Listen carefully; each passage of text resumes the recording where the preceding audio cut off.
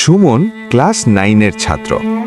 সে অনেক স্মার্ট, কিন্তু পড়াশোনায় মন দিতে পারত না, কারণ তার কাছে মোবাইল ছিল সবকিছু। প্রতিদিন স্কুল থেকে ফিরে প্রথম কাজ মোবাইল খুলে গেম খেলা, ইউটিউব দেখা, সোশ্যাল মিডিয়ায় চ্যাট করা। রাত 12-1টা পর্যন্ত ফোনে সময় কাটত। পরীক্ষার আগে পড়াশোনা সে প্রায় ভুলে যেত। ফলাফলও প্রেডিক্টেবল, ক্লাসে মধ্যম নাম্বার, বারবার বাবা মায়ের দুশ্চিন্তা। বন্ধুরা বলতো, সুমন তুই পারিস না। একদিন স্কুলে স্যার ঘোষণা করলেন, আগামী সপ্তাহে বড় পরীক্ষা, যারা প্রস্তুত নয় তারা পিছিয়ে যাবে। সুমন বুঝল এবার সত্যিই তার ফল ভালো হবে না। পরীক্ষার আগের রাতে সে মোবাইল ধরার চেষ্টা করল, কিন্তু মন অন্যদিকে ভেসে যাচ্ছিল। তারপরই সে নিজের প্রতি প্রশ্ন করল, আমি কি সত্যিই আমার স্বপ্ন পূরণ করতে চাই না, নাকি আমি শুধু মোবাইলের জালে আটকা? সেদিনই সে ঠিক করল 1 সপ্তাহের জন্য শুধু পড়াশোনা করবে। প্রথমে ছোট লক্ষ্য ঠিক করল। প্রতিদিন সকাল 6-7টা পড়া, স্কুলের পরে 2 ঘন্টা কঠিন বিষয় পড়া, মোবাইল রাখা দূরে, শুধু জরুরি কাজে ব্যবহার।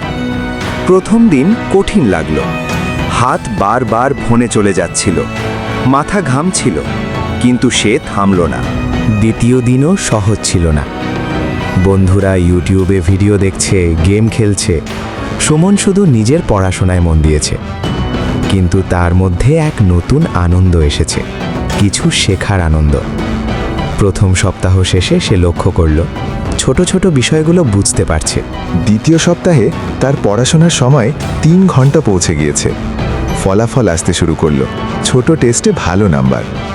এক বন্ধু অবাক হয়ে বলল, সুমন তুই কিভাবে এত বদলে গেলি? সুমন হেসে বলল, আমি শুধু নিজের উপর আবার বিশ্বাস করেছি আর মোবাইলকে নিয়ন্ত্রণে নিয়েছি। শেষ সপ্তাহে সে পুরো রুটিন কঠোরভাবে অনুসরণ করল। প্রতিদিন নিজের দুর্বল বিষয়গুলো চিহ্নিত করে তা ঠিক করল। পরীক্ষার দিন সে আত্মবিশ্বাসী মনে হচ্ছিল। পরীক্ষার ফল বেরোলো, সুমন কৃতকার্য ফল পেল। সবচেয়ে বড় জয় ছিল সে মোবাইলের আসক্তি কাটিয়ে নিজের উপর বিশ্বাস ফিরে পেয়েছে। সে বুঝল, ছোট ছোট ধাপ, নিয়মিত চেষ্টা এবং নিজের উপর বিশ্বাস থাকলেই জীবনের যে কোনো খারাপ অভ্যাস জয় করা সম্ভব।